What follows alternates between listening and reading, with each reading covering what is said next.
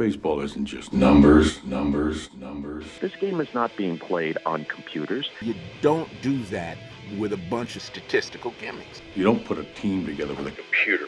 We're talking weighted runs created plus, expected WOBA, his sweet spot rate, defensive runs above average, average exit velocity, barrel rate, xFIP, BABIP, SIERA. We are Above Replacement Radio.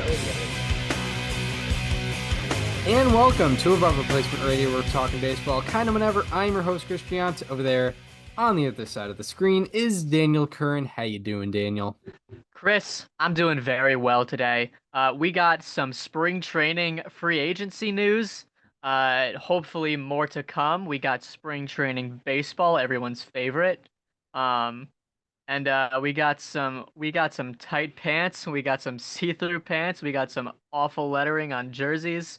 We are ready to go for baseball season. Yes. Yeah. I mean, I'm so excited to get my new jersey, so excited Ohtani's on the Dodgers, but I think a lot of people might not even be able to know that Ohtani's on the Dodgers because it's hard to read the last names on the jerseys. The City Connect uniform sales are going to go so up this year because no one's going to want to buy the actual jerseys. Yes. Yeah, I hope so. Every team outside of the Yankees and A's are going to have one this year. Yep. Yeah. Yeah, and I don't know if you saw this, but the Dodgers are they're just trying again now. They're also getting a new one this year, which I'm kind of for. Funny. I'm kind of for it. I think they had the worst ones. Yeah, it just wasn't it, and it. I don't think it satisfied the actual city. I think there's so much you could have done with LA, and they had a good approach with doing a jersey to honor the Latin American population. It just still felt like they could have done so much more. Yeah, right, exactly. I didn't hate the color though. I will say. The color was dope. But yeah, there was no city connection, and everyone knows they're the real LA team. So you could have could have made a Hollywood reference or something to do there. But I feel like there's gonna be a lot. It's gonna be a lot easier now knowing that the Angels have already done theirs. So they don't have to steal an Angels idea. I think still honoring the Hispanic population is great. I think it's a large part of the Dodgers fan base. It's a large part of the culture. Good idea. Just do a little bit better job on the jerseys. Yeah, for sure. I mean, and then there's 30 MLB teams that would like a better job on the jerseys because there have been some see-through pants. There have been some really small names. I don't think anyone's really enjoying it. I don't think Fanatics at this point is enjoying it. I don't think I've ever seen a more universally agreed upon opinion throughout all baseball fans. Yeah, no. Yeah, for sure. This is higher than, the Derek Jeter vote for Hall of Fame. This is higher than 99.7, I'd say. Yeah, I mean we're reaching Mariano Rivera levels here. Yes. That's not supposed to happen. Yeah, for sure. It's very odd. It's very odd and I guess the silver lining is maybe they see a drop in jersey sales and a change has to happen, but who knows? Maybe they are selling these weird jerseys. I don't know. Yeah. No, it's been something for sure.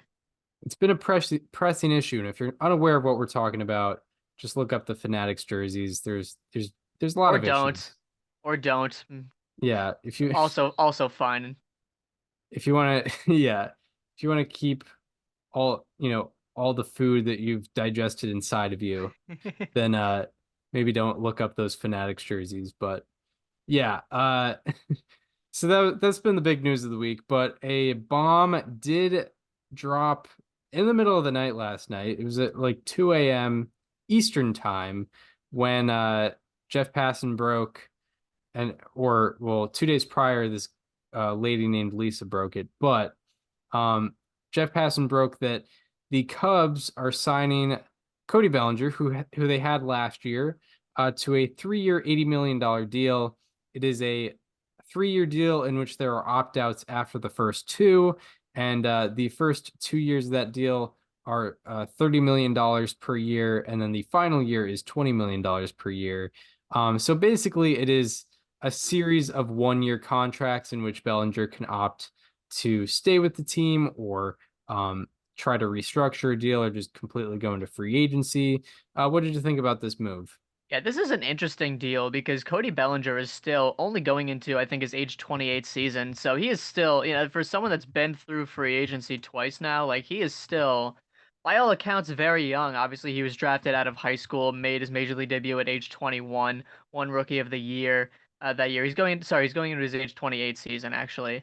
Um, but yeah, that's what I said, age 28 season. I don't know what I'm talking about. But I kind of like this deal for both sides, weirdly enough. Because like let's say Cody Bellinger goes through all 3 years, he's still hitting free agency going into age 32, which is not that abnormal. It's I think in terms of market value, it's the same average annual value he was hoping to get. Just it's a lot less years, obviously. Right, right. Regarding this deal, like I think a lot of people, I think it's kind of the take to say like this is an L for Cody Bellinger's side and Scott Boras. However, like maybe it is, and I mean, shout out to MLB Trade Rumors. They predicted 12 years and $264 million. They were only off by 9 and 184 million. But nonetheless, Yeah, that's uh, right. but nonetheless, I don't think it's necessarily an L because like this very well could be just a 1-year $30 million deal, which is really good and could be a preview of a really long-term, really high value deal.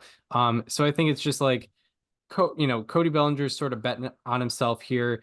There may have possibly been like, you know, 5 or 6 year deals on the table that were a lot less flexible. So yeah, and what I'm looking at with the exact parallel of this deal is Carlos Correa, who basically did this exact deal with a little bit more money attached to it 2 years ago when he headed into free agency during the lockout.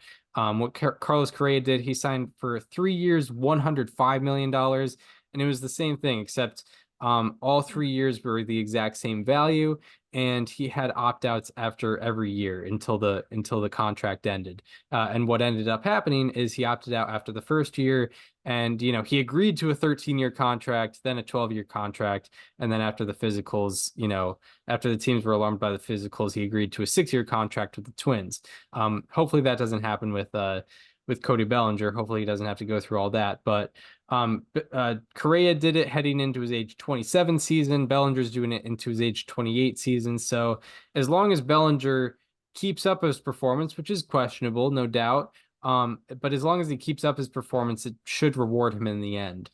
Yeah, I mean, it's interesting in the Correa case because teams were just given a limited amount of time to sign him that first year, which is why he ended up taking that 1 year deal. And then, in 2023, there was the whole injury thing. This is obviously a bit of a different situation than Cody Bellinger, who is, I would imagine, probably the biggest baseball savant hater in the world. And I don't blame him because if we didn't know about expected statistics and this free agency happened 7 years ago, this probably could have gone a lot differently. Like he probably could have gotten a much longer deal, maybe not as much average annual value, but I think he would have had a lot more, job security and a lot more of a vision for the rest of his career. But it is good that this is happening in a 28-year-old's free agency and not like a 30-year-old's free agency because then like the possibility of a long-term deal is like pretty much down the drain for the rest of his career. Um, but for Cody Bellinger, it's interesting. All he really has to do in 2023 if he still wants to get, or in 2024 if he still wants to get a long-term deal, is do exactly what he did last year in terms of results, just do it differently. Yeah, yeah, for sure, for sure. And we do mention the baseball savant stuff, which obviously says that his his hitting abilities were under what the actual results showed. And I'll get into that a little bit later, but I think also there's the fact that just in 2022, he had a 654 OPS. So like I think teams are looking for him to repeat success before they, ink him up for 6 or 7 years here. So there is that aspect to it a little bit, no matter what the, underlying numbers say. But in regards to those underlying numbers, because I do have a few notes on it, we actually have a full short on why teams might be hesitant to sign Cody Bellinger, which I think ended up aging pretty well. But we have a whole short on it, and it talks about his success, well, his luck on ground balls this past year. Just overall, out of 81 hitters with 400 plus batted balls this past year, Bellinger had the second luckiest difference in batting average and expected batting average, WOBA and expected WOBA, and slugging and expected slugging. Second luckiest in all those marks. He hit 309 on ground balls, 95 miles per hour or softer last year, which was the highest average by 25 points out of 114 hitters with 100 plus such batted balls last year. And we're going to categorize those as non-hard hit ground balls because the only hard hit ones were ones that were exactly 95 miles per hour, which were not many of them. So that trails me back to a comment that we got on the Cody Bellinger short. I don't think this guy follows the channel. I think he just found it on the shorts feed, and we don't really get comments a lot, so I figure I'll dive into this one a little bit to retract on it, or to respond to it. So the response to the short was, so Cody focused on guiding the ball where fielders weren't. Baseball isn't about launch angle, etc. It's about getting your butt on base and driving in runs. I wouldn't pay what Boris is dreaming, but I definitely kick the tires.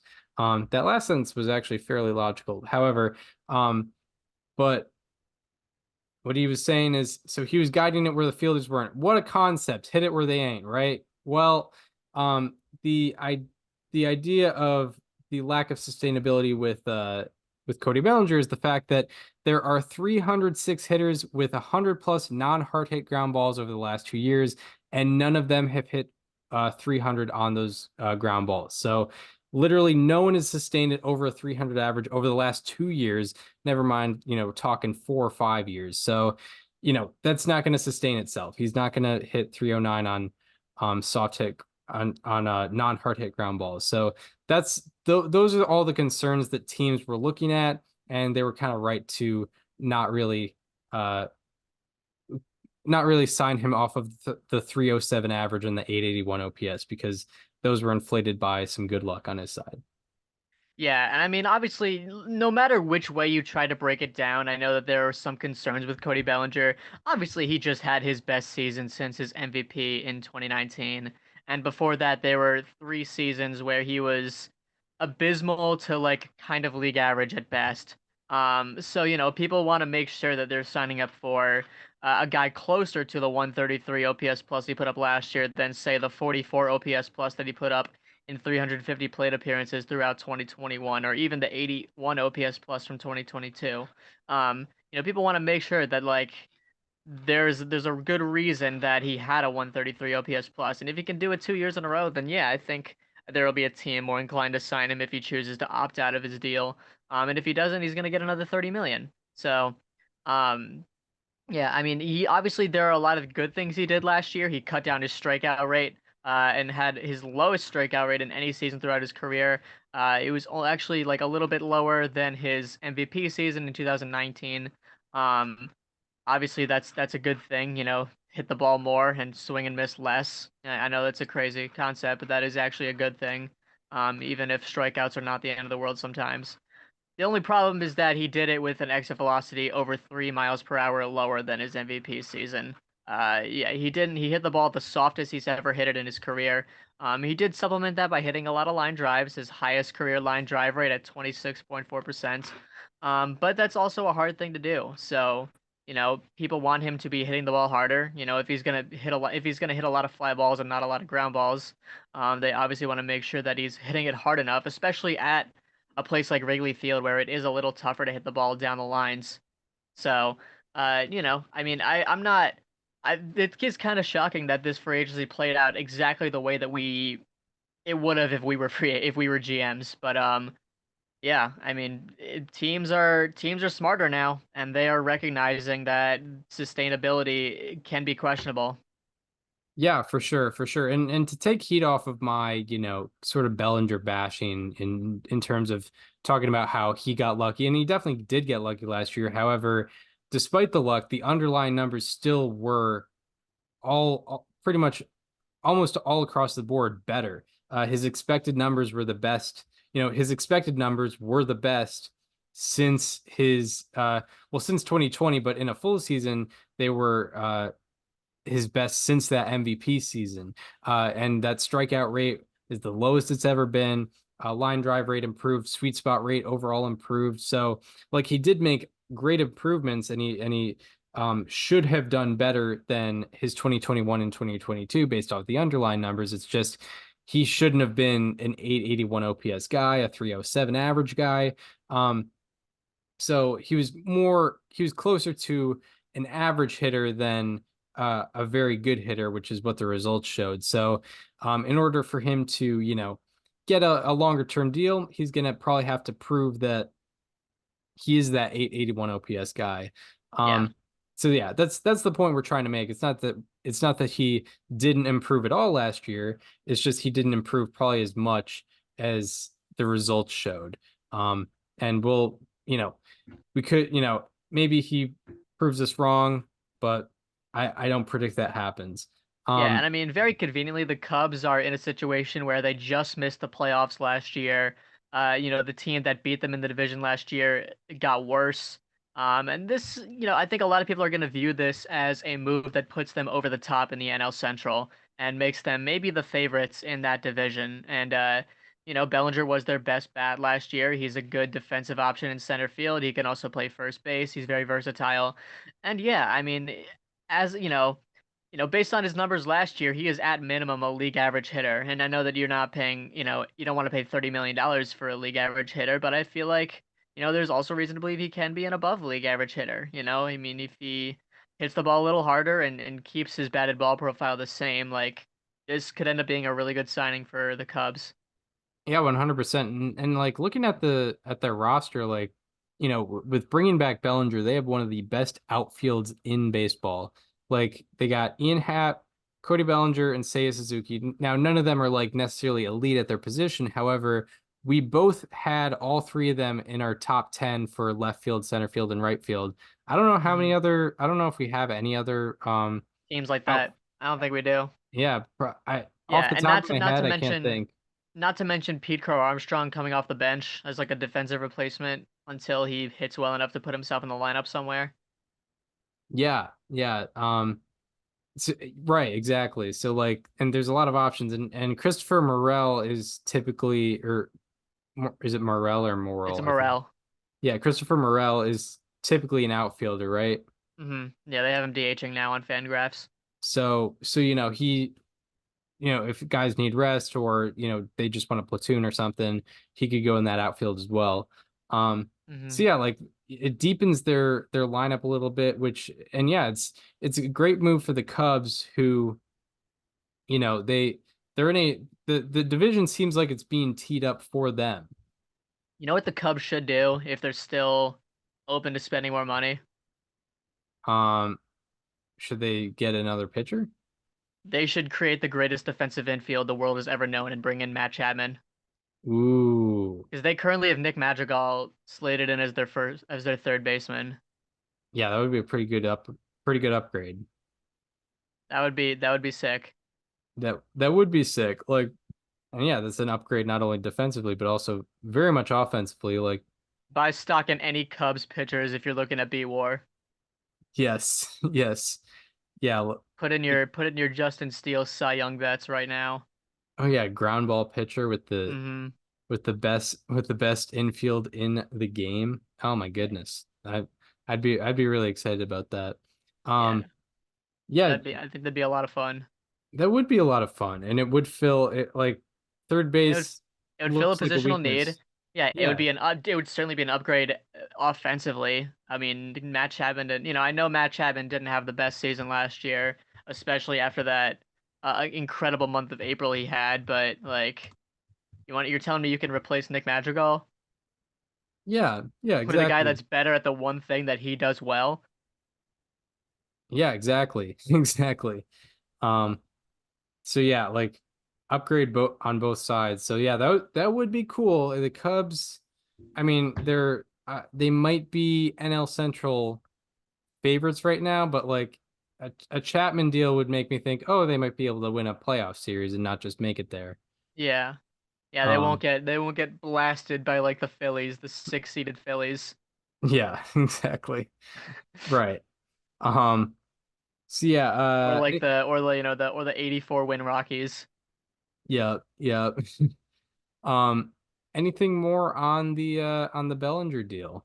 No, I think it's I mean it's a good move for the Cubs, like it does make them a much better team right now. Um and yeah, I'm happy for Cody Bellinger that he got at the very least a market value deal in terms of AAV. Didn't get it in years, but he's still young, so he can still get it. Yeah, and it's solid for Bellinger. So like, yeah, Hmm. if he does kind of flop next year, he's still got $50 million to Yeah, make, which is more than he probably had made previously in his career. So for combined. sure. I am very interested in seeing what kind of effect this will have on the remaining Boris free agents. Uh Because what? I mean, Snell is a Boris guy. I believe Chapman Chapman is a Boris guy. JD Martinez, is he still a Boris guy? I'm Yeah, not sure. yes he is. And then yeah, I right. mean, I don't think, yeah, I mean, this contract really isn't an option for any of those guys considering they're all in their 30s right now. No. Um, Yeah, but does it mean they take less years than they were hoping for? Does it mean they could take a cut on AAV in terms of years? By the way, is there anyone that has spent more time being a free agent than JD Martinez? I was thinking about this because this is his second time going to free agency. The first time he also went to like mid-February before signing. yeah, I mean, like, definitely like maybe through combined time, but shout out to Kimbrel and Dallas Keuchel back in Oh right, 2019. yeah, I forgot. Okay, outside of those, yeah. Yeah, Yeah, Martinez just I guess Kimbrel and Dallas Keuchel are valid answers to that. and yeah, Martinez probably wasn't signed till pretty late last offseason also. Um, That's right, he was a free agent last year too. Yeah. so that is a thing. Yeah, he's been a free agent for a good amount of time. He's Um, probably spent like over a year of his life at this point as a free agent. right. And yeah, he was cut by the Astros. He was a free agent then. Hmm. Um, yeah, he Well, was spent a he? lot of He was DFA'd. Is that? Yeah, I guess that counts. yeah, Unless he was like traded to the Tigers. I don't know what the. So if he was released, then yeah, he'd be a free agent. But he could have been DFA'd and then traded. I don't know what happened there. right. Yeah, I'm not completely sure on the details there. Um, So so yeah, and I'm not willing to go as far to be like because this is like the third time we could say like, oh, the pin fell, now all the free No, I'm agents are not gonna going be to say that signed. either. Because I it was Otani first, and then it was Yamamoto, and then it was like, okay, yeah, Cody Bellinger got his $80 million deal. Now it's time for. now the guys are gonna sign. No. Yeah. Yeah, maybe the last guy will sign like March 24th and then we'll be done with this. Goodness gracious. What Yeah. happened? What happened to the league I love? Um, Yeah, I mean, yeah, I sent this to you yesterday, but Ken Rosenthal wrote a Kike Hernandez like the decision type column where it was like there are four teams that are in on yeah, Kike Hernandez. He's making his decision Sunday or Monday. How does he fit on each team? It's like, man, we are so unserious. This is like a 1 year, $2 million contract. I need Kike Hernandez like a um high school like a 5-star high school recruit with the hats out. Yeah, I need him and doing that. it's like I don't know what the teams are. I haven't read it. But it'd be funny if it was like the I don't know, like the Marlins, the Pirates. Yeah. I've decided to sign a 1 year, $4.5 million deal with the Rockies. Yeah. Like I don't know where I'm gonna fit there. They have a lot of good defensive outfielders already. yeah. Yeah, hoping for the best there. But yeah, hopefully as we do more episodes and more divisional breakdowns, we'll have more free agent signings to talk about. But yeah, that was a big one, and it kind of came out of nowhere too. Hmm. So good that one guy got off the list. But now on to the National League East preview, our final National Yeah. League team to get into, and then we'll get into the AL. But that's the way the list randomizer went about it. It's true. It was an actual list randomizer, put us in that order. And yeah, we'll start with the NL East.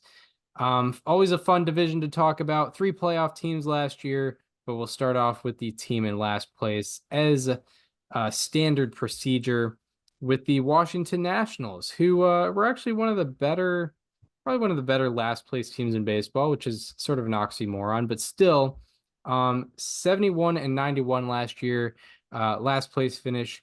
Over the offseason, not many big additions or subtractions. They lost Dominic Smith, Carl Edwards Jr., Michael Chavis, and they added Joey Gallo, Jesse Winker, Zach Davies, Nick Senzel, Dylan Floro, and Richard Blyer.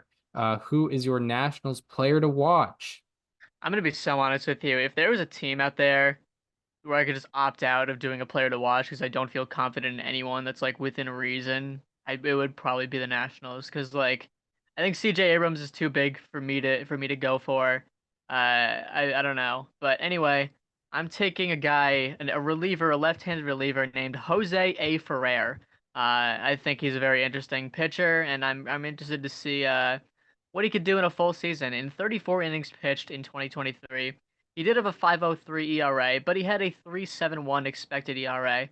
This is because he had a 55.3% ground ball rate, a 2.9% barrel rate, and a 29.3% sweet spot rate against.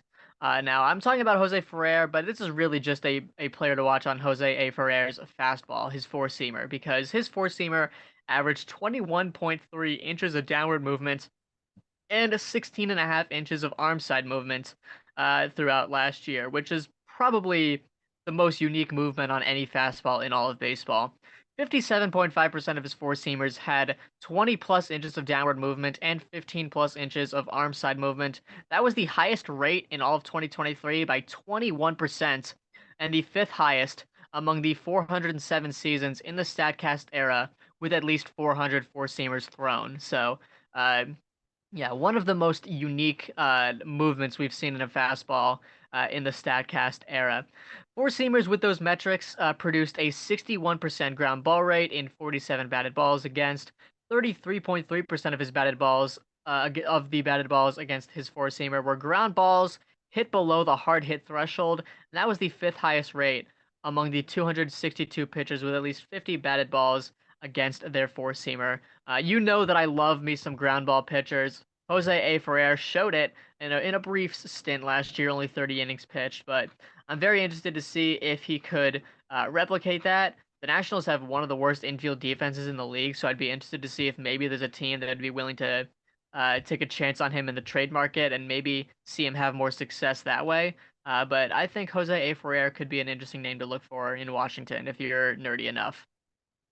Right. Yeah. I mean, yeah, very interesting numbers. Like a sub 3% barrel rate does get the Hmm. eyes popping on this side of the screen.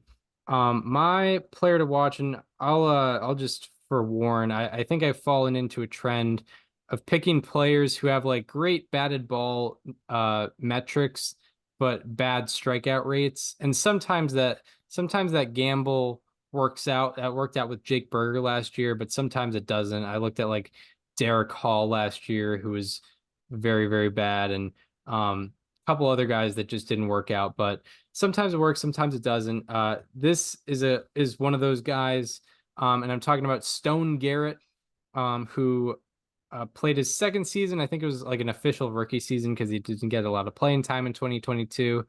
And in 271 plate appearances last year, Stone Garrett hit 269 with an 801 OPS and 120 OPS plus. He had a 91.1 mile per hour average exit velocity, 38% sweet spot rate, and 30% line drive rate.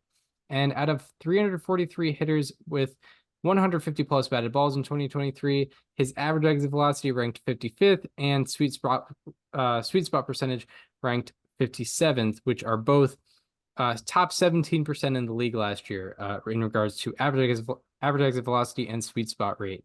And then out of 343 hitters, like I just mentioned, his line drive rate ranked 8th, and his hard hit line drive rate ranked 3rd. So he was one of the best players in baseball at getting hard hit line drives, which is very interesting. It needs to cut down on the strikeout rate, obviously. Sometimes that comes at the cost of average exit velocity, but from what he showed last year, very good at getting hard hit line drives, and it resulted in a 120 OPS plus.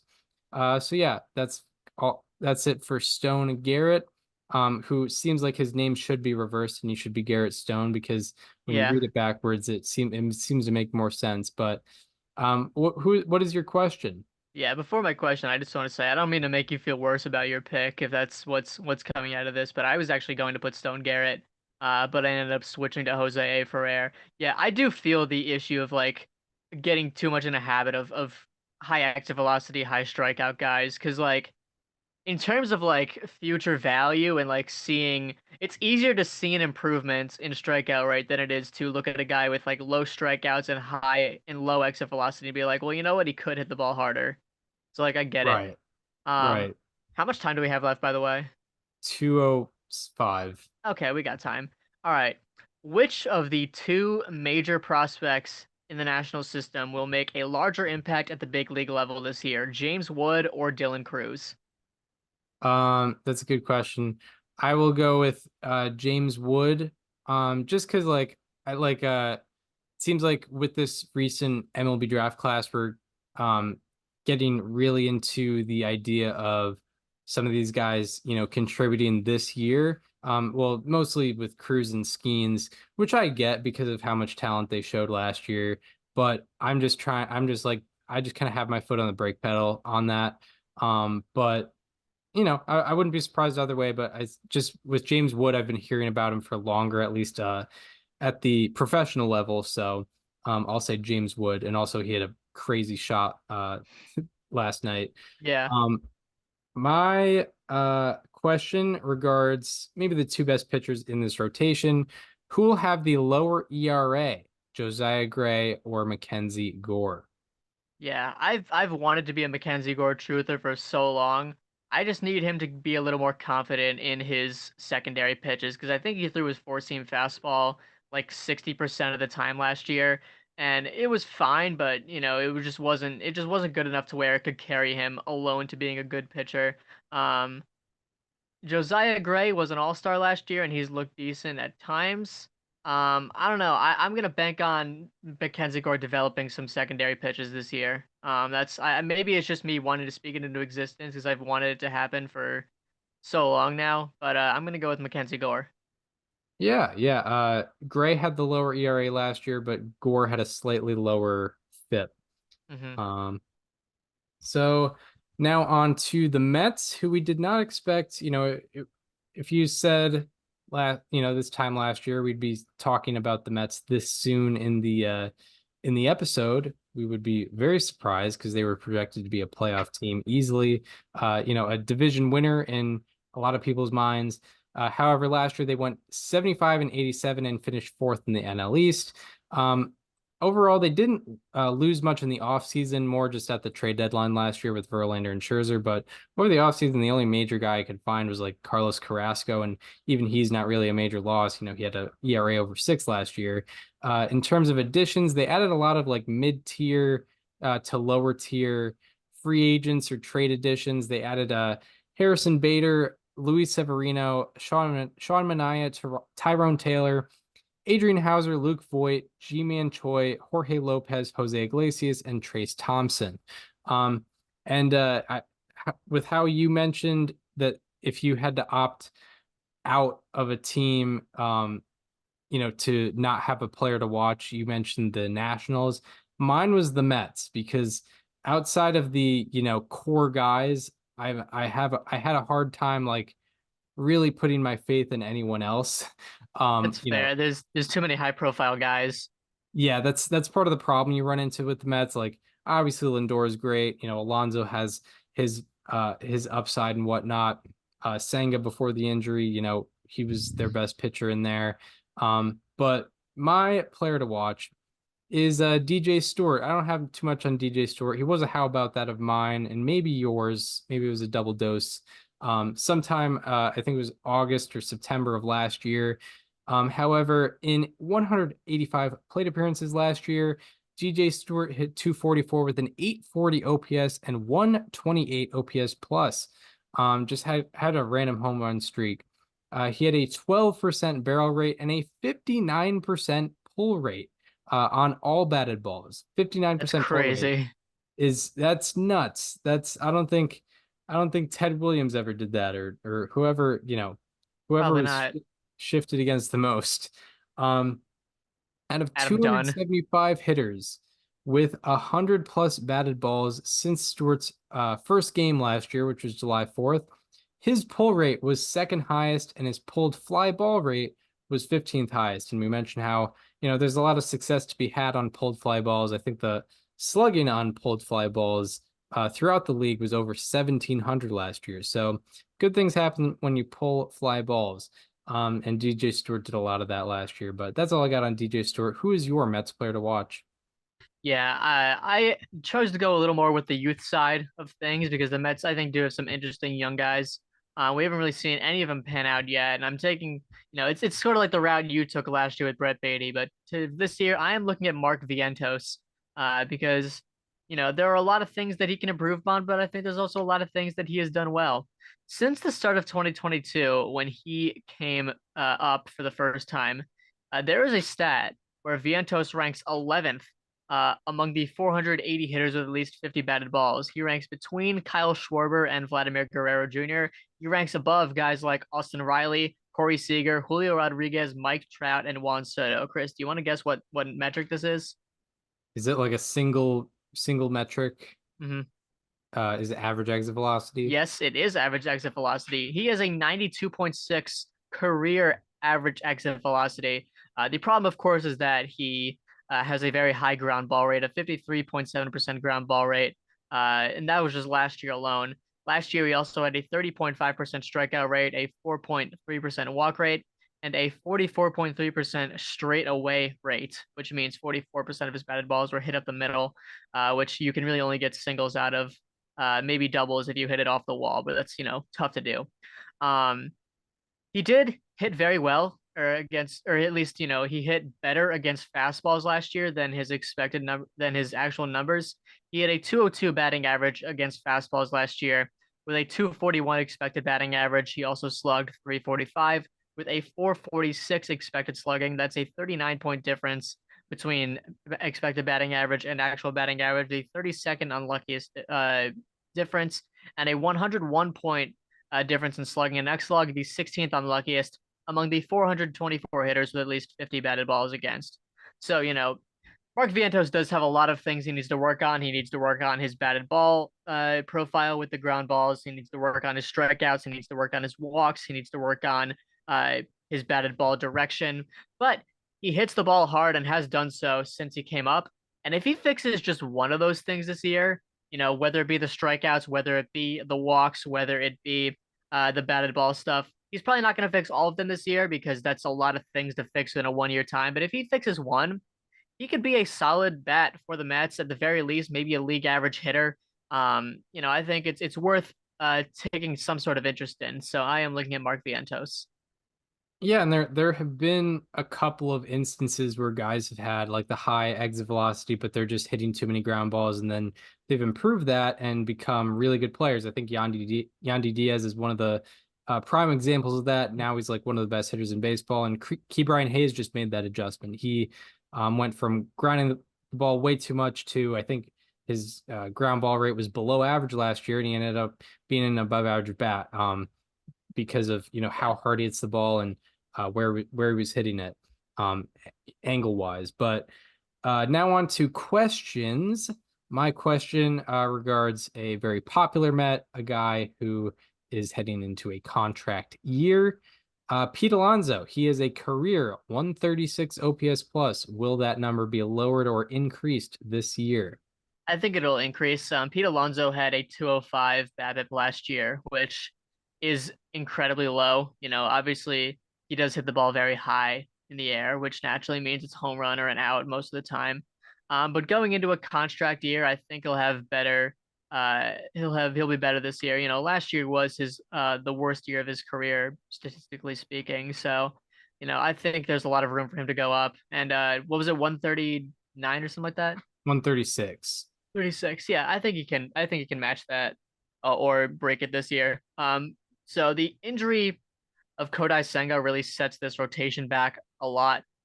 You know, they've lost guys like Max Scherzer, Jacob deGrom, Justin Verlander, Kodai Senga in the last like year and a half alone. So who will log the most innings for this team?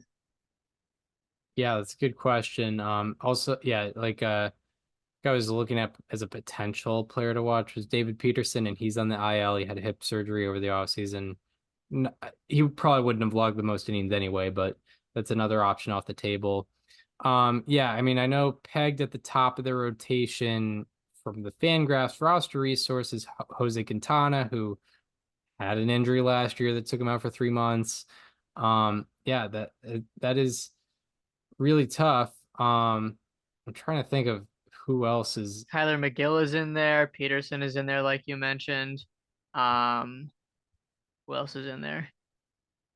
Yeah, You know, I'm just gonna have to say that Quintana's injury was fluky last year and say that he does it because I think he might have had like yeah. 190 innings or something like that There's the year also before. Severino, who is also just off the injured list and hasn't pitched a full season since 2018, and Adrian Hauser.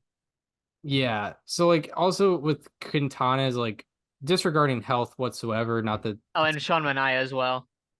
yeah, disregarding health whatsoever, like no matter and not that it's really something I'm too concerned about with Quintana is like he's just probably the best pitcher in that group and he's probably just going to get left in the most and the least likely to get taken out of the rotation because of bad performance because I imagine that's a possibility for every single one of those other pitchers that you just mentioned. Um Mm-hmm. so yeah, that does it for the Mets. Now onto the Marlins, the who broke their um or no, Full they season playoff drought. uh yeah, or well yeah, full season playoff drought for 20 years. Last year they went 84 and 78, finished third in the NL East and lost to the Phillies in the National League wild card round. Over the offseason they lost Jorge Soler, Garrett Hampson, Johnny Cueto, Yuli Gurriel, Joey Wendell, David Robertson, Jacob Stallings, and Matt Barnes. They added Trey Mancini and Christian Bethancourt. Who is your Marlins player to watch? Yeah, so my Marlins player to watch is a hitter that has things he needs to improve on that very much coincides with the Marlins' offensive issues. I'm talking about Jesus Sanchez, because there are a lot of Marlins that I think are beyond saving in terms of what they need to do, but Jesus Sanchez is young enough to where I think there's still some hope. As a team, the Marlins pulled 21.5% of their fly balls in 2023. That is the lowest rate of any team in the last 2 seasons, not just the lowest in 2023. Jesus Sanchez is a guy that shares this problem, but I believe there is a good chance for him to fix it. His fly ball rate fell from 26.2% in 2022 to 18% in 2023. So he did hit a lot less fly balls, but even when he did, he pulled only 17% of his fly balls. And for a guy with an average exit velocity above 90 miles per hour, this is not good. Sanchez hit 296 and slugged 522 on four seamers with similar expected stats. So what you might think is, oh, he's a guy that's seeing a lot of fastballs, he just can't get ahead of them.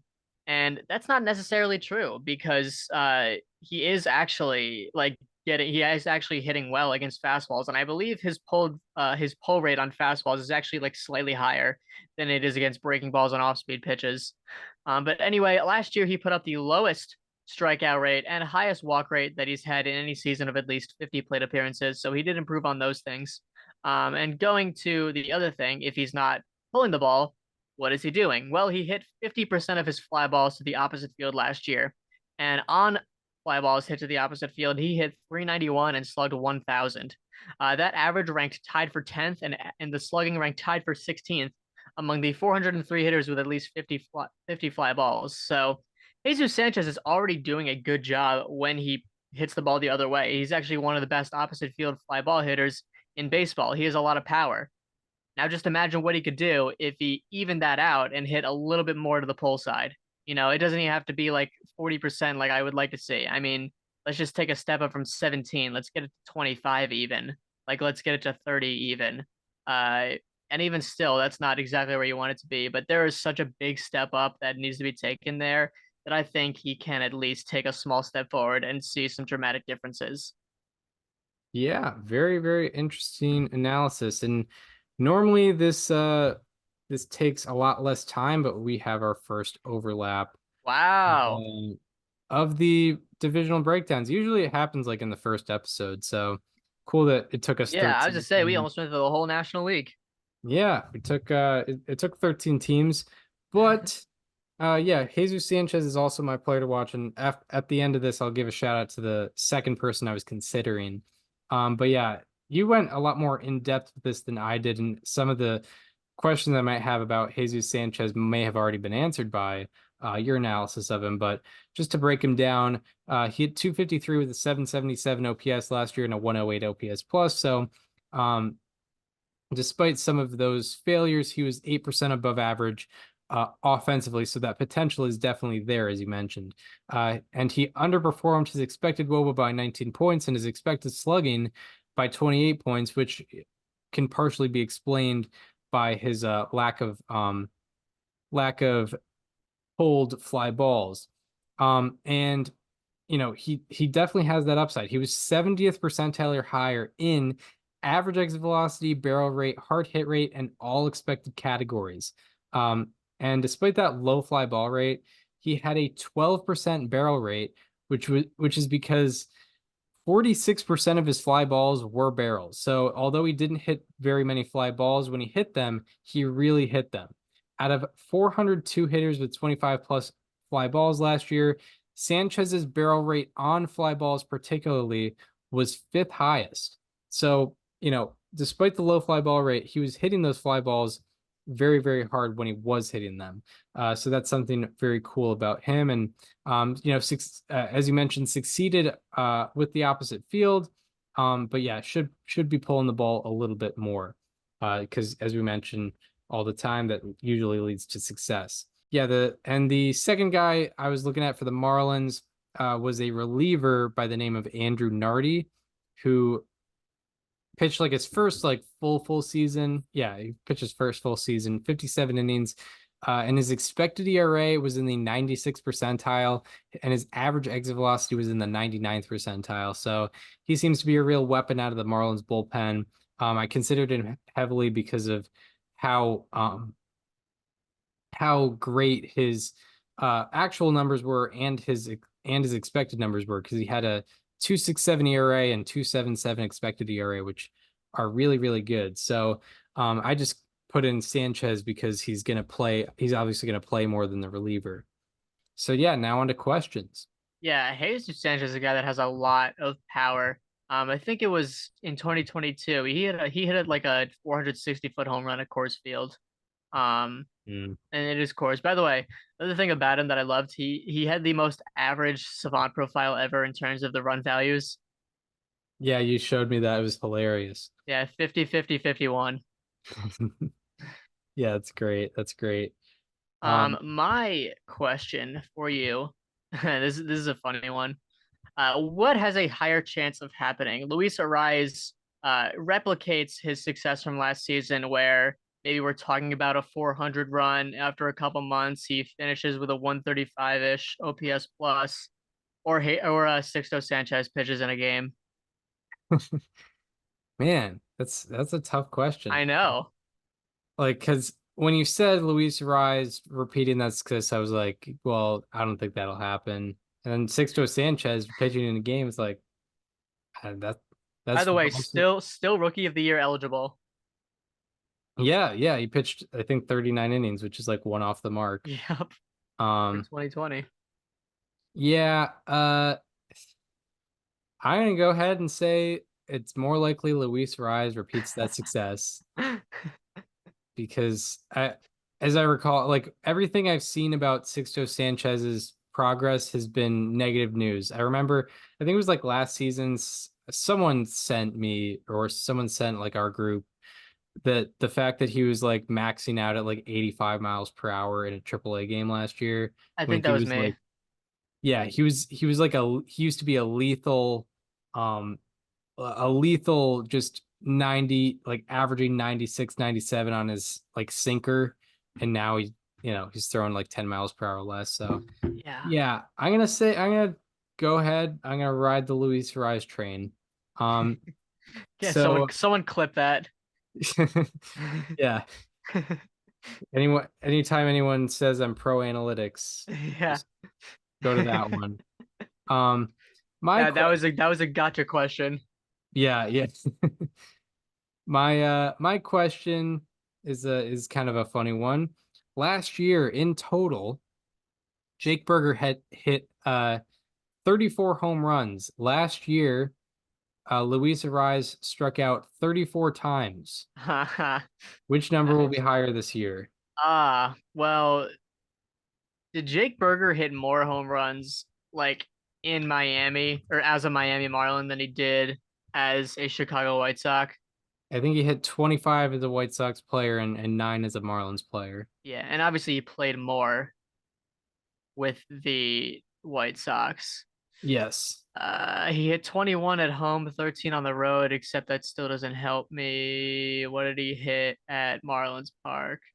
Uh, he hit 17 home runs at Guaranteed Rate Field, 4 home runs at Lone Depot Park. I'm going to say the higher number will be Luis Arias strikeouts. I All think Jake right. Berger is going to hit a little less home runs, playing in more games. I'm inclined to believe that Miami is like a less hitter friendly park than Guaranteed Rate Field. I don't have the numbers in front of me, but it gives me the vibes Yeah, of that. Um, yeah, I mean, yeah, I'm gonna go Luis Ariz. I'm also riding the Luis Ariz train. there we go. Well, technically you're riding against him. The yeah, Like, I mean, one. it's weird because it's anti Ariz but also anti Jake Berger. That is true. Like Yeah. if I said Jake Berger, it would be pro both of them. Right. Yeah. Yeah. So overall, it's sort of Overall, negative it's a response. net negative all around. Yeah. Yeah, I Yeah. think Luis Ariz is gonna strike out 40 times in Yeah. 162 games in the year 2024. Yeah. But also, I've had a weird thing about like one day I'm just gonna make a couple compilations of like unusual things happening in baseball, but like making it seem like it happens all the time. And I want to do a Luis Suarez with compilation. Yeah, Like, oh, this guy sucks. He can't hit the ball. the Um, Joey Gallo single. yeah, yeah. The exactly. Um, so yeah. Now on to the Phillies. Who, yeah, are a very fun team to watch.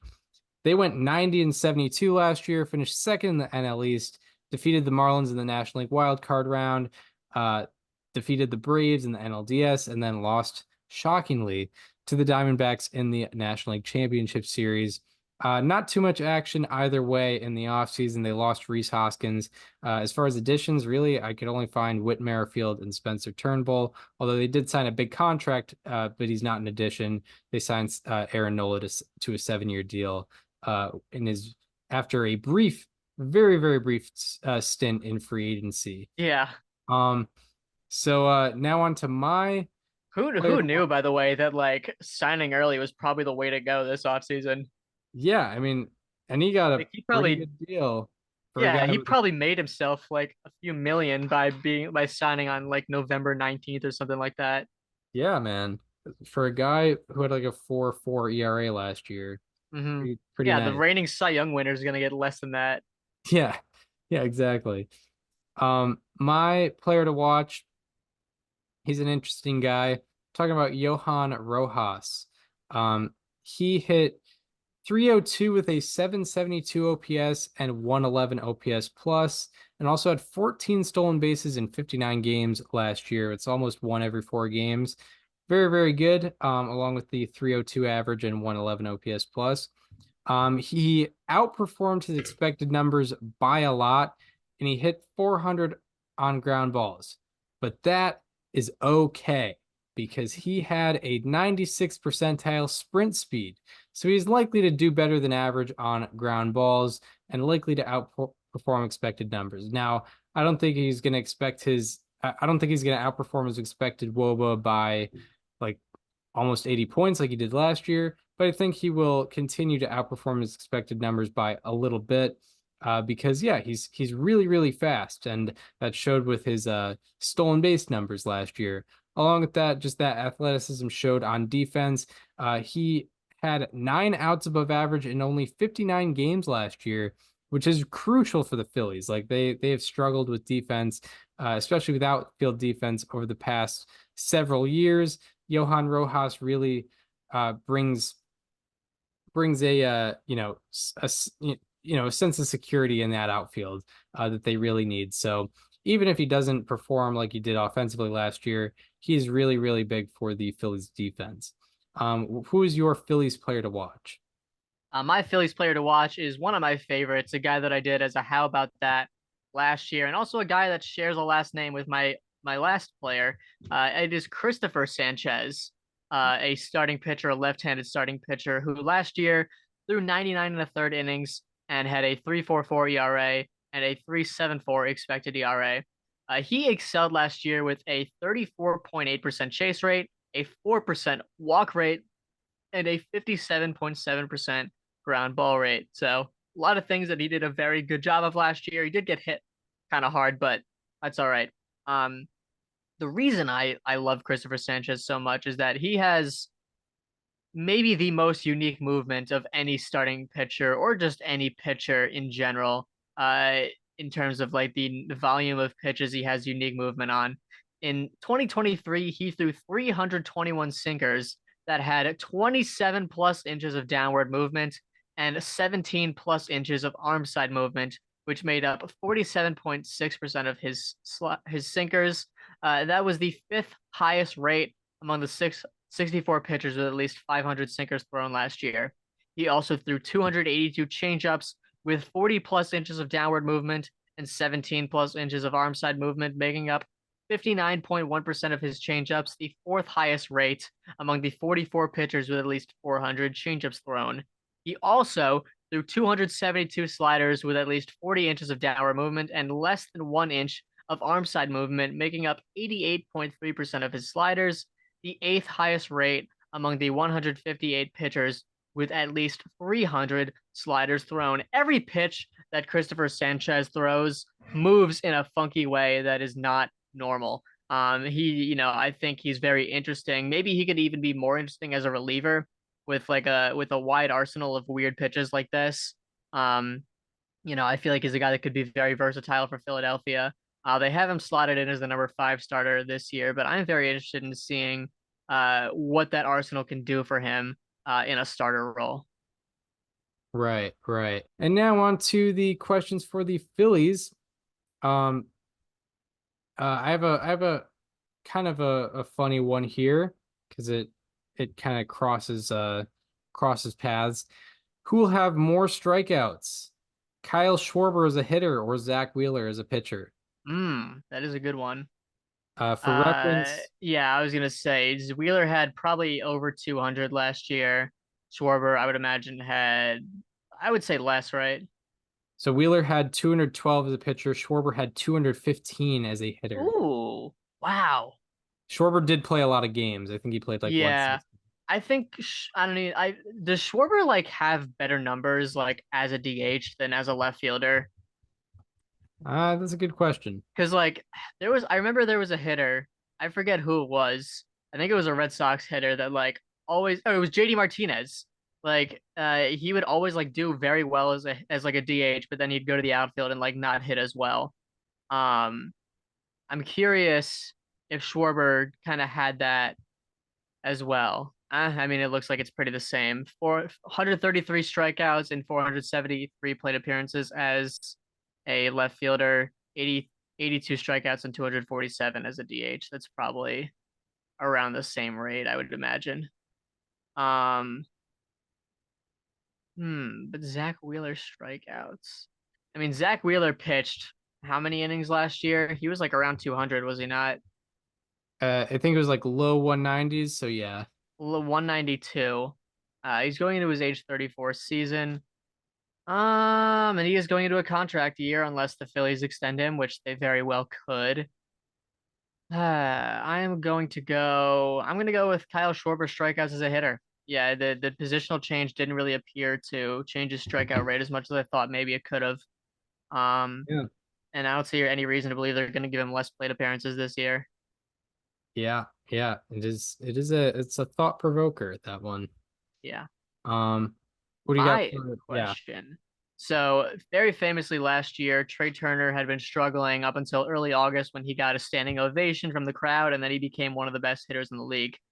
Before the standing ovation, he had an OPS of 657, and after the standing ovation, he had a 1057 OPS. It lined up very perfectly there. So, will Trey Turner have under an 857 OPS in 2024? I think he'll be pretty well under. That's And fair. I think, and it's no discredit to what he did over the last 2 months, just looking over the longer sample, and I think I kind of analyzed this when I put him number 41 in our ARR top 50 is like just it's been his offensive numbers have been progressively getting lower. OPS plus has gone from 145 to 124 to 111. So yeah, I mean, I think I hope for the Phillies' sake and for Trey Turner's sake um that 2 month run at the end, really puts him in the right direction. I just think over the long term, like he can still be a good player. It's just I think he'll be, low 800s, maybe high 700s OPS guy. So but yeah, I could very well be wrong. I was tooting the Trey Horner turn or the Trey Turner. I was tooting the Trey Turner horn very loudly in 2020 before 2023. So for the now on to the last team of the division, the Atlanta Braves, who overwhelmingly won the division. They went 104 and 58 to win the NL East, but then lost to the Phillies in the National League Division Series. Over the offseason, they lost Kyle Wright, Vaughn Grissom, Kevin Pillar, Jesse Chavez, Mike Soroka, and Nick Anderson, and they added Jared Kelnick, Chris Sale, Aaron Bummer, and David Fletcher. Who do you have as your Braves player to watch? Yeah, so for my Braves player to watch, I have one of these additions, and I am talking about an ARR favorite. I am talking about Aaron Bummer. Now, look, one guy that I've been high on this offseason has been Tyler Glass now. Why? Because he's leaving an organization where the pitcher's arms fall off every 4 seconds. Aaron Bummer is leaving an organization where they are stuck mentally in 1980 and moving to a different organization where they are a lot smarter. Obviously, the shift was banned in 2023, but shades became a thing, right? Where infielders play not in their traditional position, but still within the grounds of where they're allowed to stand. In 2023, the Braves infield positioned in a shade on 27.6% of total pitches, the sixth highest rate in baseball. And the White Sox did it on 8.2% of pitches, the second lowest rate in the league. Now, why is this important? Well, because Aaron Bummer has very famously been one of the best ground ball pitchers in all of baseball, and the White Sox very famously never utilized that the correct way. The best example of this would be go back to Game 2 of the 2021 American League Division Series. Watch the inning that he came in to pitch. He gave up like 3 consecutive infield singles that all went up the middle on ground balls because the White Sox refused to put somebody up the middle. And I'm hoping that the Braves will do a better job of accounting for the fact that most likely there will be ground balls coming out of the bat of Aaron Bummer when he's on the mound. Now, going more specifically into him, also to note, The Braves converted 74.3% of ground balls into outs last year. The White Sox did it on only 72.6% of grounders. So this is also a better defense in general in terms of converting ground balls into outs, as well as, being smart about it. Bauer had a 60% ground ball rate last year, and opponents hit 315 on ground balls against him with an expected batting average of 230. And since 2021, he has thrown 893 sinkers with at least 28 inches of downward movement, making up 64.7% of his total sinkers, the 11th highest rate among these 78 pitchers with at least 1,000 sinkers thrown in that time. So Aaron Bummer will be in a much smarter organization, in an organization that I think is more likely to account for how to maximize the efficiency with him on the mound. And I think he'll be a much better reliever in terms of ERA and in terms of the results based on all that. Yeah, very, very interesting analysis. And yeah, like organizational philosophy can have a great effect on a pitcher like Aaron Bummer. And yeah, I mean that difference in shading seems to be very drastic between the Braves and White Sox. So yeah, it should work out. And I mean, yeah, like shading does seem to have an effect. Like the average on ground balls last year, despite the rule changes, only Yeah. by Like I feel like what I points. mentioned with Jose A. Ferrer when I mentioned like a team picking him up and utilizing him better. I feel like I'm trying to imagine that's what's gonna happen with a guy like Aaron Bummer this year. Yeah. I mean, especially with a reliever and a small sample size, that can make up the difference of maybe half a run in ERA, maybe even a full run. So should be fun to watch. Um, my player to watch is another one of these guys, high strikeout rate, good batted ball metrics. But it's also one of their additions. And it's kind of he's kind of the replacement for Eddie Rosario, except he's only heading into his age 24 season. And that's Jared Kelnick. Highly touted prospect, as many remember. Really struggled off the bat, but had a kind of a resurgence year, or maybe like just a preview of what's to come year. And I was and we were both pretty surprised that the Mariners let him go. But yeah, Jared Kelnick last year he hit 253 with a 746 OPS and 109 OPS plus, 9% above average at the plate. And from 2022 to 2023, he improved his average exit velocity from 86.0 miles per hour to 90.9 miles per hour.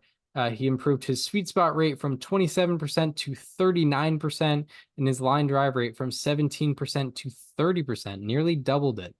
Also, out of 286 hitters with 200 plus batted balls last year, that sweet spot rate ranked 24th, and his line drive rate ranked 10th, top 10 out of almost 300. So yeah, Jared Kelnick has some really good upside. We already saw that upside, considering he was a top prospect coming up, and that's for good reason. And he really made some improvements last year. And yeah, like a lot of the guys that I highlight, cutting down the strikeout rate would make him a really, really good hitter. It's, he's already a good hitter, and he has those underlying things to back that up. So yeah, what is your Braves question? My Atlanta Braves question: Ronald Acuna Jr. is 39 home runs and 20 stolen bases away from becoming the first player in baseball history to reach 200 home runs and 200 stolen bases before their age 27 season. Will he get there? Which is essentially just, will he hit 39 home runs? Because I think 20 stolen bases should be a given. Yes, for sure. So yeah, I think those stolen bases are a given. So yeah, it's a matter of, will he get to 39? So he's hit 41, I believe, twice in his career. In 2019 and 2023. in 2023. And yeah, regarding kind of the analysis of last year, um, it made some really good changes. He struck out a lot less, which gives him a lot more opportunities to, put the ball in play and hit the ball, and therefore hit home runs. So that's a really good thing. That's a really good sign. Barrel rate was, really high last year, like it always seems to be. But yeah, hitting 40 home runs is really, really hard. I'm wondering, I'm gonna just double check his numbers to see like how often he played because He played that a probably lot. yeah, he played a lot. He had like 735 PAs or something like that. Snit, yeah, he played 159 games and yeah, obviously got a lot of opportunities at the plate because his team kept scoring, so it got him more plate appearances. Um, and yeah, Snicker does tend to play his guys a lot, so I think that playing time is going to continue so long as he stays healthy, which I imagine he will. Mm-hmm. Ah, man. I'll say he does it just because he's Ronald Acuna Jr. He can do cool Yeah. things, and I think he'll continue to do cool things. So yeah, I'll say he does it. Uh, all right. My Braves question. Let me go back to what I have going here. Um, Last year there was only one of these guys. Will the Braves have over or under 1.5 qualifying hitters with an OPS plus below 100? Below 100. Um, was it Rosario last year? Rosario was exactly at 100. Arcia was at 98. Arcia. Okay, that would have been my next guess. So, I mean, if we're looking at this lineup, right, you got Murphy at catcher, if he qualifies or not, Olson at first, Albies at second, Arcia at short, Riley at third, Ozuna from the Braves in left, Harris, Acuna, Kelenic DH, or probably Kelenic outfield, Ozuna DH. Yeah, Qualifying, so they have to have at least 500 plate appearances. yeah, I'll go under. I will take the under. Yeah, I don't know. I feel like maybe Kelnick doesn't get to 500. Maybe Ozuna doesn't get there. Maybe Arcia doesn't get there. If it was like 400 plate appearances, maybe I'd go over. But I think for qualifying, I'll take the under. There's too many good bats in that Braves lineup to go under the league average. yeah. And you could have like maybe only 7 guys qualified too, which Hmm. definitely takes out the options. So that wraps it up for the NL East and the entire senior circuit, as they like to call themselves. Yeah, because it's all AL from Well, here. the Spalding Invitational, Yes, not to be yeah, confused with the Hoop Hall Classic. yeah, exactly. When I first touched a Spalding basketball, I knew it was built different. Yeah, I Um, knew it was. I just thought about Al Spalding actually. yeah, I just kept thinking about him winning like 50 games for the Boston. Bean I think they were the Eaters. Red Stockings, maybe. Yeah, and losing like 4 games the entire season as well. Yeah, it's Yeah. crazy. Um, but yeah, tune in for the AL Central next week. We're obviously very excited about that. But before that, we will wrap up this episode with our 40 through 41 on the ARR top 40 50. through 41. 40 through 31. Um, 2 players. yeah, or wait, what did I You said say? you said 40 through 41. Oh yeah, we got We got 2 players. two players to break down. Tune in next week for 38 and 39. Yeah. We're going 2 weeks at a time. We will finish the ARR top 50 In by August in August. Yeah. We're gonna when the do that. season's already going on. Yeah. Like Corey Seager has like a 722 OPS in July. Well, guess what? I have him at number 4. Yep. Um, so yeah, we have our 40 through 31 is what it is. And yeah, if you missed last week, we did our 50 through 41. And yeah, we each have our own individual lists. So I will have some guys who were mentioned in Daniel's list last week. Daniel will probably have some guys that were mentioned in my list last week. So yeah, let's start it out with your number 40. Yeah, my number 40 is a guy that you put towards the end of your 50 through 41. I don't remember exactly what place, but where Chris did you have Paul Goldschmidt? 43. You have him at 43. I have him at 40. So we're pretty on the same page with Paul Goldschmidt. Last year, obviously, he took a step down from his MVP campaign in 2022, but in terms of batted balls, it really wasn't that different. He's still the same type of hitter. He actually went up a bit in sweet spot rate from 31.8% to 35.6%. But everything else was relatively the same. He also took a step forward on defense at first base this year with 3 outs above average. even if even though he was in his age 35 season, he's still hitting the ball very well. He's walking a lot. His strikeout rate isn't that bad. He's not chasing a lot. He hasn't taken that many steps back from who he's been at the peak of his career, not even just in 2022, but in the like 15 through 19 or 18 days where he was, an MVP finalist every year, seemingly for the Diamondbacks. And yeah, he is still, putting up some great numbers. Going to be a Hall of Famer one day. And I have Paul Goldschmidt in my 40. Yeah, absolutely, absolutely. Yeah, and that's something I mentioned too. Is like, yeah, like he got really lucky in 2022 batted ball wise, and then he got a little bit unlucky in 2023. So it looks like he got a lot worse, but he actually just kind of like underlying numbers wise, he kind of was the exact same guy. He just happened to get lucky one year and unlucky the other. Hmm. So yeah. And also something I forgot to mention just in regards to the show, like if you want a more in-depth analysis of most of these players, go to the ARR positional rankings playlist on the YouTube channel. We ranked every position 1 through 10. So there's some guys that won't be mentioned on the ARR top 50 that we went into a little bit, and we just kind of went more in depth on those lists particularly. But now on to my number 40. This was your number 47.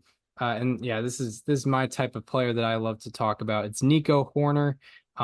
Just a guy, he's not gonna win games for you necessarily at the dish. He's an average hitter, which has its own value. It's better than below average, obviously. Average means he's better than half the league at hitting.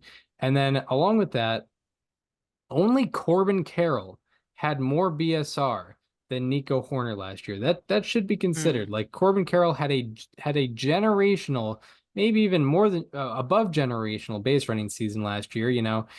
54 for 59 on stolen bases and one of the highest extra base taken rates in the league. And only Nico Horner or only he was above Nico Horner in base running runs last year because Horner was 43 for 50 on stolen bases and also had a phenomenal extra base taken rate. And then along with that, Nico Horner also won a Gold Glove defensively. And fittingly, he ranks 40th among all players in F4 in the last 2 years, ranked 34th last year, but 40th among all players in F4 in the last 2 years. That includes pitchers. So it's fitting to put him 40th on this list. Who is your number 39? So at number 39, I have a guy that is definitely more than 39 just with offense, but with defense and base running comes this ranking. I'm talking about Rafael Devers from the Boston Red Sox. Devers is still an awesome hitter and one of the best hitters in the game. His exit velocity has almost not changed from 2019 through 2023. He hit the ball an average of 93 miles per hour last year, barreled the ball up a lot, hit it very hard. And actually did get kind of unlucky when you look at his expected statistics, but he has been one of the worst defenders in the league for some time now, basically since 2020 at third base. He's been very weird in terms of he'll make a very flashy, tough play, but then he'll botch an easy one. And his base running hasn't been great either. His sprint speed is very low at the third base position. He doesn't always make the best decisions. But other than that, he is an excellent hitter. And Fenway isn't always the most friendly, but he has opposite field power. He's able to drive the ball the other way, even to center field. He doesn't strike out a whole lot, and he's also gotten a lot better with the walks in recent years. And I have him as my number 39. Yeah, yeah.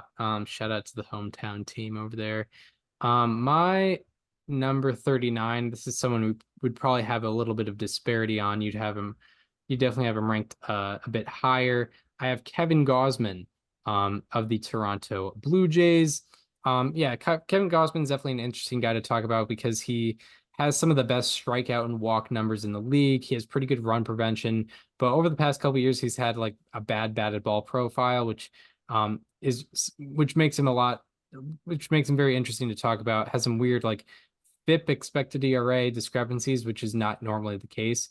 But just breaking him down, he has a 125 ERA plus over the last 2 years, which is very, very good. Cy Young finalist last year. I would say you earned that as well. And yeah, as I mentioned, great strikeout and walk numbers, but bad batted ball metrics. So yeah, I have him ranked 39th. And yeah, tremendous upside with Kevin Gausman. So I could easily see him. I could easily see myself ranking him higher next year, even though he's a guy in his 30s. Who do you have as your number 38? Yeah, at my number 38, I have kind of a legacy guy, so to speak. It is Jose Altuve from the Astros. I went back and forth between Altuve and Devers quite a lot on this list. I could like I switched them up probably like 3 times, but ended up going Altuve over Devers in a very close race. The reason I did was because he is continued to do what he does, and he did so last year. A 915 OPS last year, a 920 OPS the year before that. And obviously, when you look at the expected numbers, it was not supposed to be nearly that good. He did have a sharp increase in ground ball rate after coming back from the injury, but there's still a lot of things that he did well. He's still pulling the ball a lot. He's still hitting extraordinarily well against fastballs. He had a 3.2 run value per 100 against four-seam fastballs last year. And for me, that was kind of the tiebreaker with him over Devers because, if he's continuing to hit fastballs well, then I am more inclined to believe that everything else will follow because obviously that's the pitch he's going to see the most of. He's still striking out and walking at a very excellent rate. He's not whiffing a lot. He did chase a bit more in 2023, but part of me wonders if that's something that like the injury or not. I mean, maybe not the injury cause, but I'm willing to let it slide for 1 year and let's see if it can keep going. But he's still been an excellent option at second base for the Astros. Obviously, he used the Crawford boxes to his advantage. And I have him still in my number 38 after all this time. Yeah, yeah, Jose Altuve at 38. My number 38 is Adolis Garcia, who's definitely a newcomer. I wouldn't have had him in my top 50 last year if I had a list. And yeah, definitely it was, him being on a winning team definitely shown the spotlight on him a little bit more, but he's been pretty good over the last couple of years. I would say it's not an instance where it's just one good season. But overall last year he was 31st among all players in FWAR. He had an 836 OPS and 123 OPS plus, along with a positive 8 fielding run value. That's really, really good. And then underline wise, he was pretty excellent. He was 90th percentile or better in hard hit rate, barrel rate, average exit velocity, expected slugging, and expected WOBA. So yeah, Adolis Garcia making the appearance in the top 50 at number 38. What do you got at 37? At number 37, I have a guy that I was pretty high on in my starting pitcher rankings, and I remain high on him here. Another presumably newcomer, but Pablo Lopez really impressed me last season, not just in his couple of playoff outings, but really throughout the entire May through October of last year. There was not really anything that he didn't excel in. He got a lot of strikeouts. He had very good command. He got guys that chase a lot. He got weak contact. If you look at his Savant page, and I hate just using a Savant page as as an evaluator, but the lowest percentile he has on his entire page is 64th percentile fastball velocity. And even then, he has 7.2 feet of extension at 96th percentile. So the perceived velocity on his four-seamer that he uses 34% of the time is still even higher.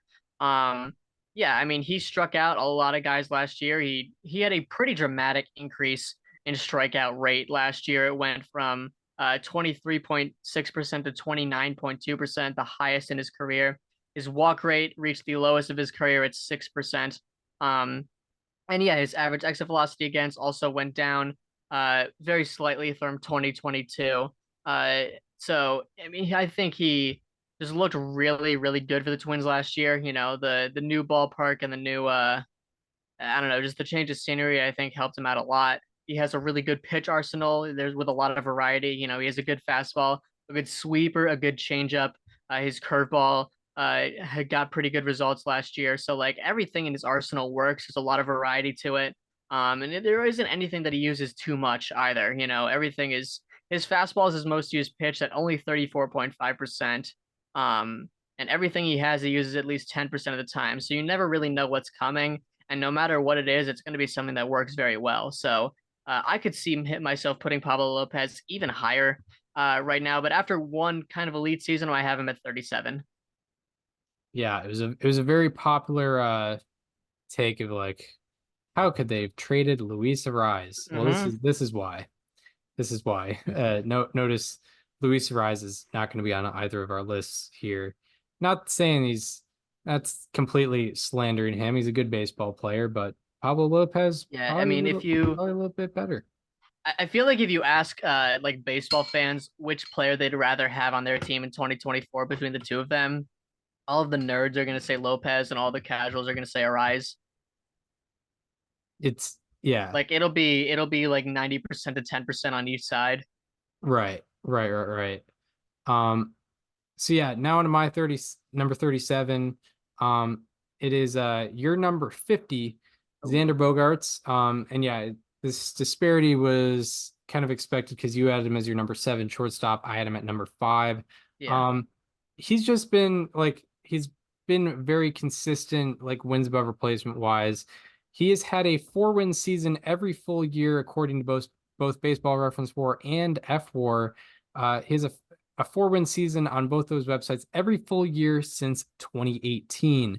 Only him, Aaron Judge, Mookie Betts, and Marcus Semien have done that. So just a level of consistency that only the guys at the highest level of the game have done. However, why I don't have him ranked higher is the fact that his average exit velocity, barrel rate, and slugging have been consistently dropping, which kind of just drops his offensive value. And when it's consistently dropping, like it has been over the past 2 years, I tend to think that might be a trend. So I don't know if he'll be as elite as he's been, like as he was, in 2022 or 2019. So that's why I don't have him ranked higher. Who's your number 36? Yeah, number 36, you had him in your 40s. I don't remember where, but one of my favorites, obviously a guy that I've talked at length about, it is Yandy Diaz. Where'd you have him again? 45. 45. You have him at 45. I have him at 36. So 9 points of separation. MLB Network actually put him at 38. So they almost ranked him higher than I did, which would have been a huge upset for me. But Yeah. Yandy Diaz, I think there's a case to be made that he has been a top 10 hitter in the league for the last 2 seasons now. He's a guy that hits the ball at some of the hardest rates in all of baseball. He doesn't strike out. He walks a lot. He doesn't chase. He doesn't whiff.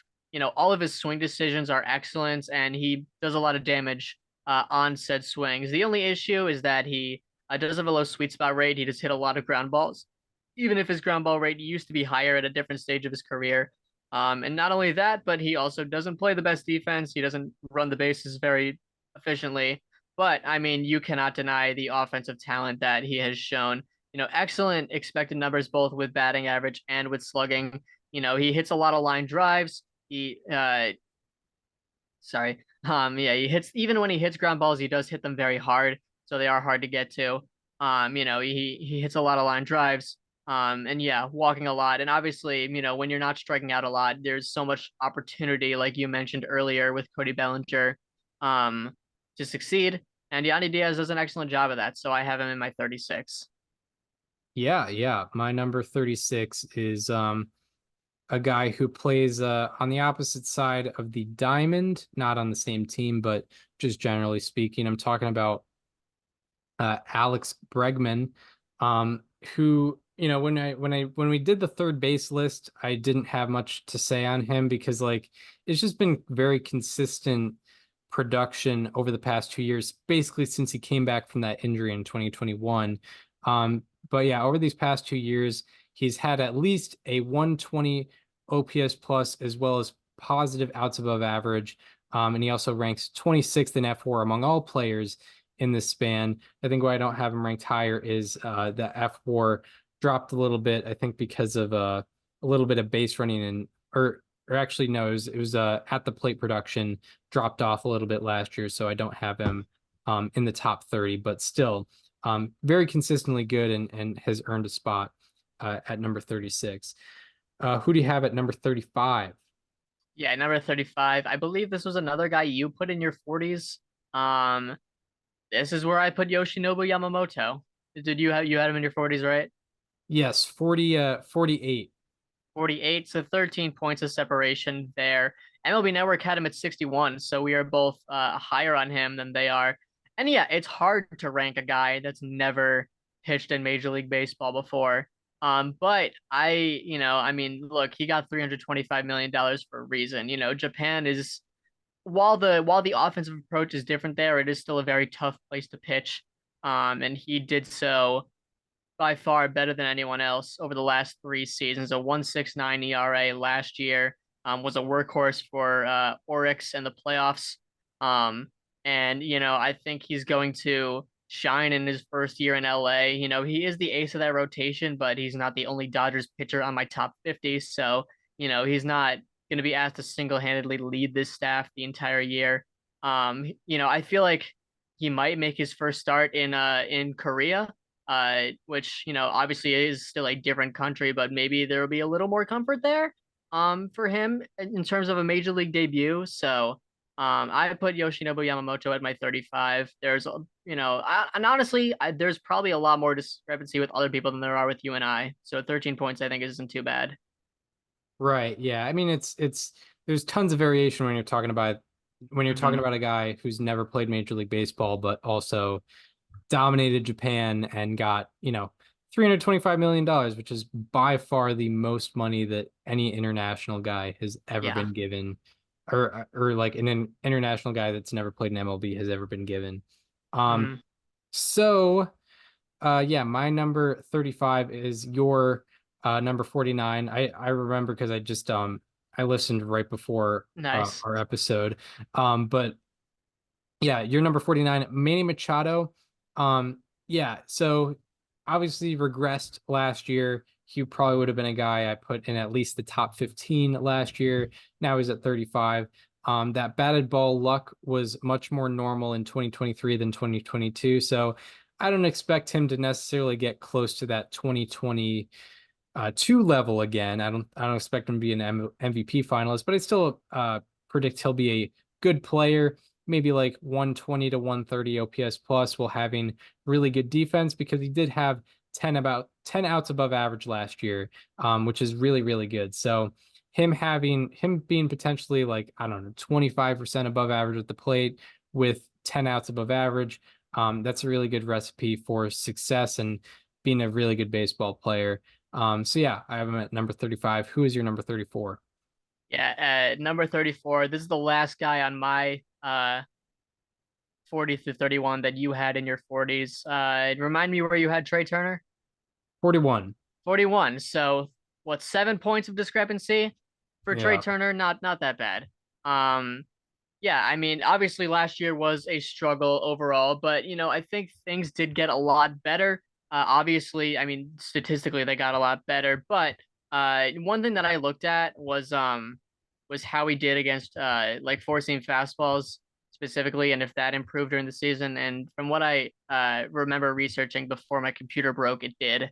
I had numbers, but I wasn't able to recover them because my computer died in the last week. But yeah, things got a lot better for Trey Turner. No matter even at age 30, he was still one of the best base runners in the entire league last year.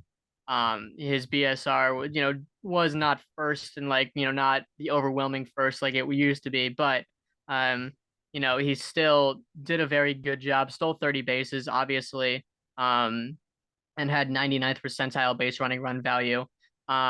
His expected statistics were kind of in line with what he actually did.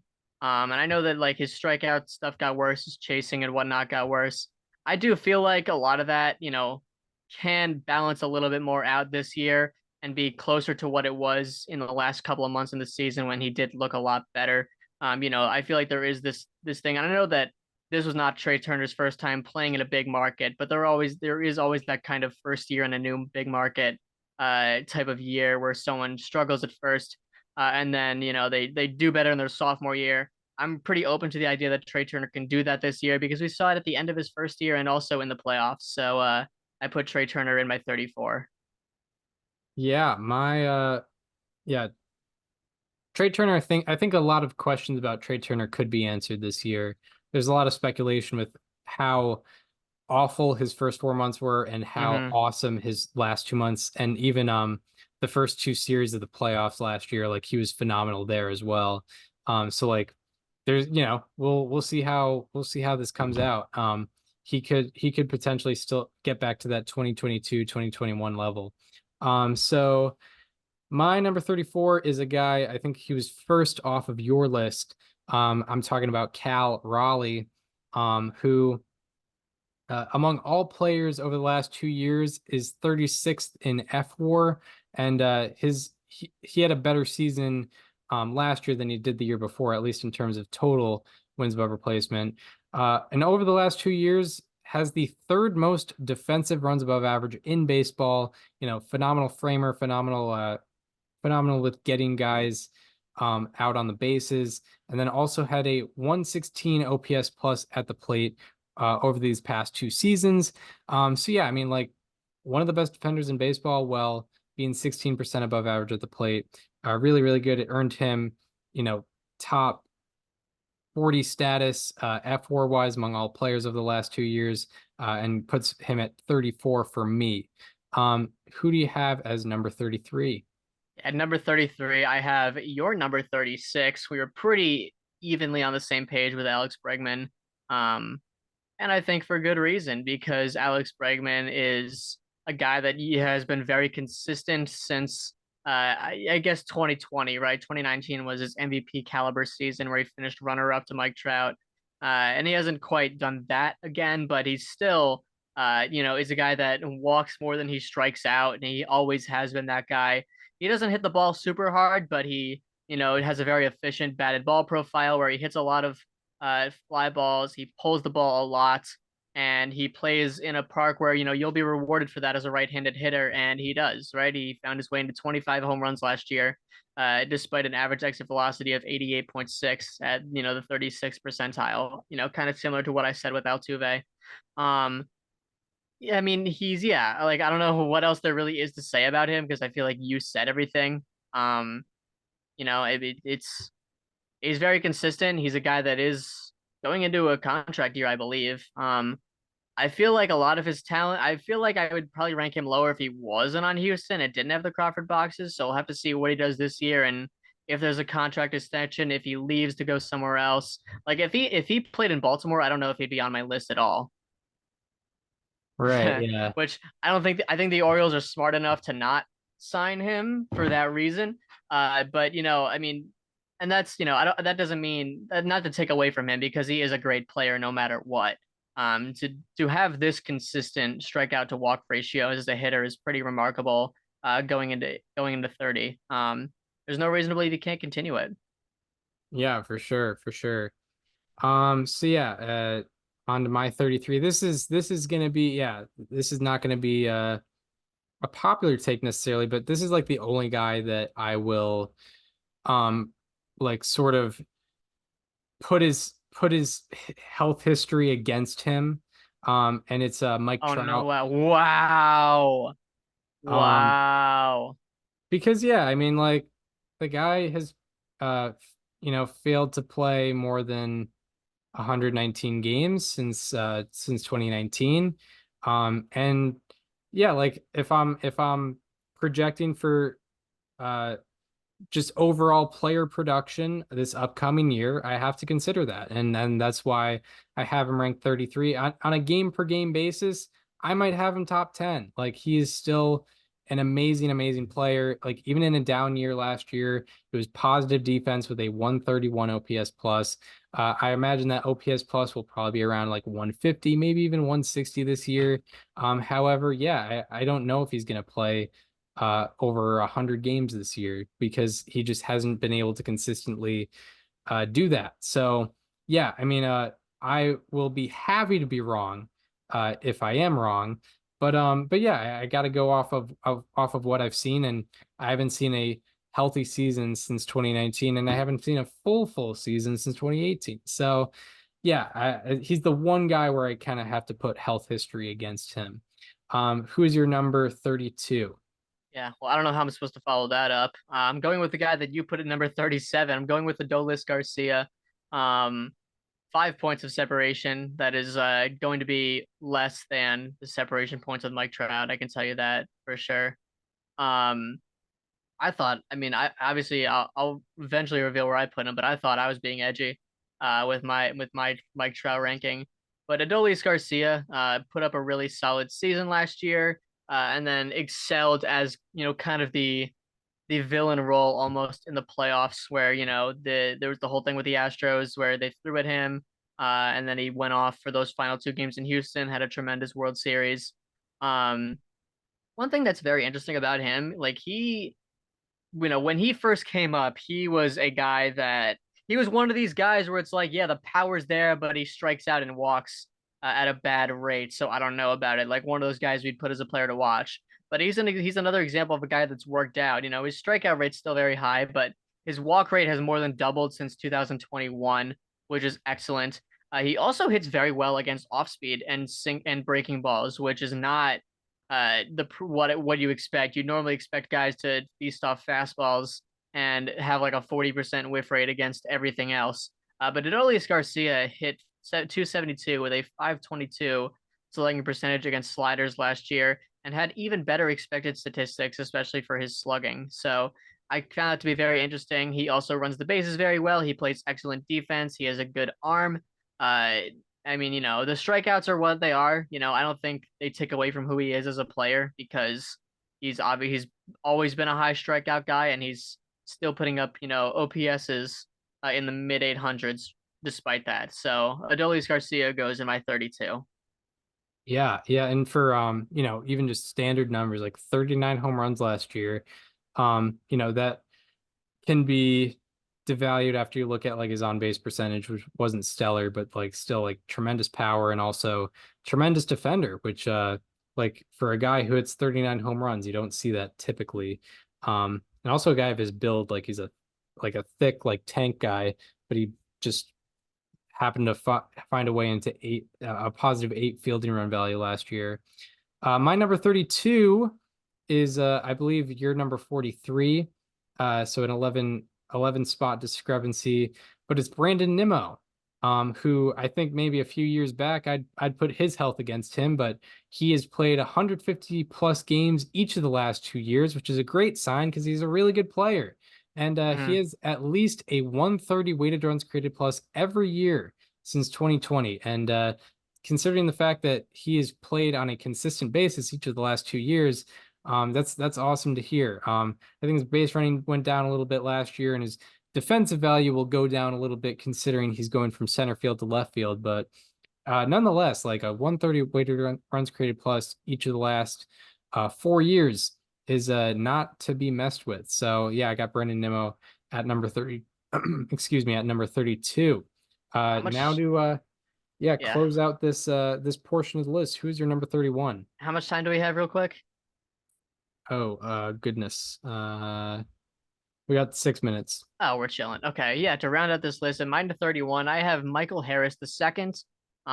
This one I feel like there could be some discrepancy because I know you put him as your number 4 center fielder, and I put him at my 5. But yeah, I mean, he put up a really solid Rookie of the Year campaign in 2022, where he came up and was kind of good at everything other than high strikeout numbers. But he kind of fixed that in 2023. His strikeout rate went from 24.3% to 18.7%. He hit the ball a little bit harder, but other than that, his exit velocity and those kinds of things kind of stayed the same. The thing that concerned me is that his ground ball rate has remained relatively high at 48%.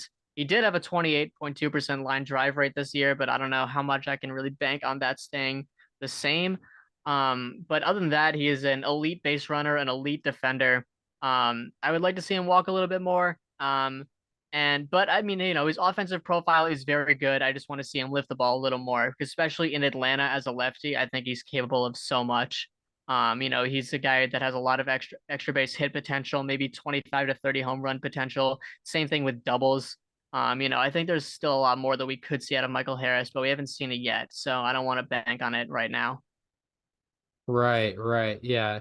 It's not going to be too much of a discrepancy, not to spoil, but yeah, Michael Harris is Okay. he's in the ballpark. My number 31 is your number 42. I'm talking about Logan Webb.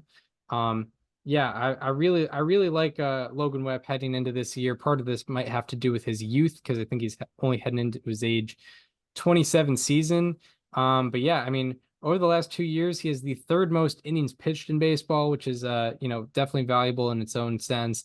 Also a 3.09 ERA and 3.10 FIP in that 2 year span. That's really, really good to have when you're throwing that many innings. He was a Cy Young runner-up last year. In your opinion, he should have won NL Cy Young. And yeah, a great batted ball profile, or at least on the angle front, getting a ton of ground balls and also solid strikeout and walk numbers. So I love Logan Webb heading into this year. He was a top 5 pitcher in my mind, or a top 5 pitcher in my mind heading into this year. So yeah, excited to see what he can produce. He's definitely one of the bright spots on the Giants roster. So yeah, before we get wrapping up, let's Run back through run our back list. yeah. So for me, I had Paul Goldschmidt in the 40, Rafael Devers in the 39, Jose Altuve in the 38, Pablo Lopez in the 37, Yandy Diaz in the 36, Yoshinobu Yamamoto in the 35, Trey Turner in the 34, Alex Bregman in the 33, Adolis Garcia in the 32, and Michael Harris the second in my 31. Yeah, my number 40 was Nico Horner. At 39, I got Kevin Gausman. 38, Adolis Garcia. 37, Xander Bogaerts. 36, Alex Bregman. 35, Manny Machado. 34, Cal Raleigh. 33, Mike Trout. 32, Brandon Nimmo. And 31, Logan Webb. This episode, we had 2 overlaps in terms of guys that were in the same group of 10. So yeah, that shall do it for this installment of Above Replacement Radio. We hope you enjoy this one. If you are listening on Apple Podcasts or Spotify and want to watch the conversation as it happens, go to the YouTube channel. It's called Above Replacement Radio. Check out the YouTube playlists where we got guest interviews, most recently with Stephen Schock of D1Baseball.com. Was very generous and spoke for about an hour with us. So anything you want to know about college baseball, I know it's been pretty popular over the last week. Check it out. Check out that Stephen Schock interview. We got all the info you need about the college baseball season. Along with that, follow us on social media. Follow me on Twitter at Chris_Gianta, and follow Daniel on both Twitter and Instagram at Daniel_Curran, and follow the show Instagram at Above Replacement Radio for all the show needs. Yeah, we hope you enjoyed this one, and we hope to see you next week, where we will be talking about hopefully some more free agent signings, as well as the AL Central and our top 21 through 30 players in baseball. We will see you then. This conversation is over.